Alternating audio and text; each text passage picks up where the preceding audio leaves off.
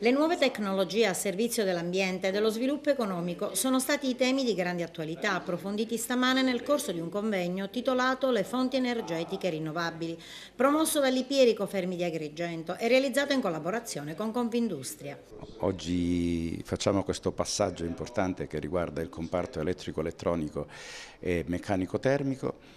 Lo facciamo su un argomento di grande spessore come quello delle fonti energetiche rinnovabili, in un contesto di rete tra istituzioni di grande rilievo, perché abbiamo il piacere e l'onore di avere con noi l'Università di Palermo, il Consiglio Nazionale delle Ricerche e Confindustria, più alcuni titolari di aziende nel campo delle nuove tecnologie per poter dare ai ragazzi la condizione delle fonti rinnovabili attuali e alcune, come posso dire, dritte relativamente all'imprenditorialità oggi. Ma quali le prospettive reali per lo sviluppo del nostro territorio?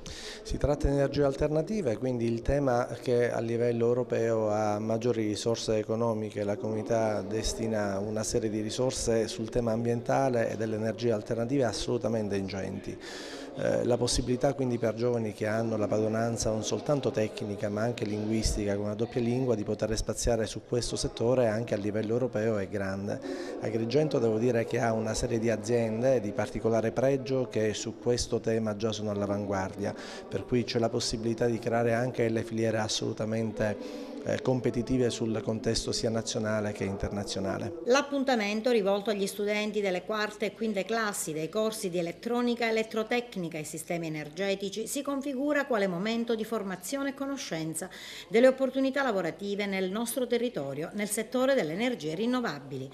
Noi siamo un'azienda composta in totale tra personale interno e collaboratori esterni di circa 25-27 persone, tutti giovani con l'età media 31-32 anni. Siamo sempre innovativi e cerchiamo sempre di essere al servizio chiaramente sia delle persone e dei nuovi mondi. E sempre stamane il primo circolo didattico Lauricella di Agrigento, diretto da Anna Cassaro, ha ospitato la giornata conclusiva del progetto Il cibo nelle fiabe, nelle favole del mondo, un percorso formativo che ha coniugato l'amore per la lettura e gli usi, i costumi, le tradizioni culturali legati al cibo, traendo spunto dalle favole più famose. Questo progetto è nato nei primi di settembre insieme alle colleghe Angela Bottone e Francesca Greco, è nato così, leggendo per caso qualche fiaba del mondo celtico e in particolare la fiaba di Hansel e Gretel. Un progetto particolare che ha come obiettivi la creatività, la spontaneità, il fatto di creare curiosità nei riguardi del cibo e soprattutto educare al valore del cibo. La nostra è una scuola che ha sempre affrontato il tema della multiculturalità ogni anno. Ovviamente quest'anno abbiamo continuato con i bambini di quinta, con l'educazione alla lettura, inserendo anche il cibo nel mondo, quindi attraverso le favole capire un pochino qual è appunto la presenza di questo elemento di vita nella vita dell'infanzia.